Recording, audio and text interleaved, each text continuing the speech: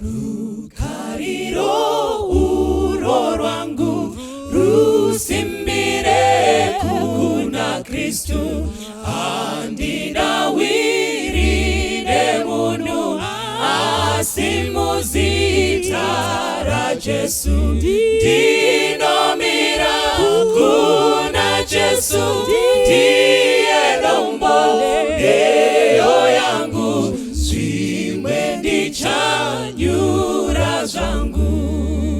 Kuti awigwa nedima, tsitsi dzake ndogarira mumhepo huru yesimba, ruoko rwake ndobata. Ndinomira kuna Jesu, ndiye domboleyo yangu, zvimwe ndichanyura zvangu.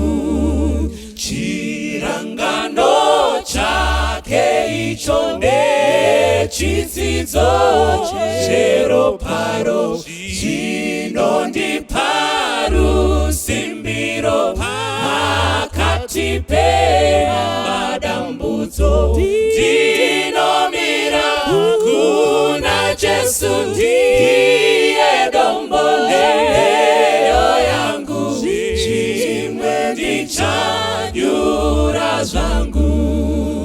Apo anenge ouya netsuri ichazoridzwa, ndinoda kuti ndimire naJesu parudyi rwake. Ndinomira kuna Jesu, ndiye domboleyo yangu, zvimwe ndichanyura zvangu.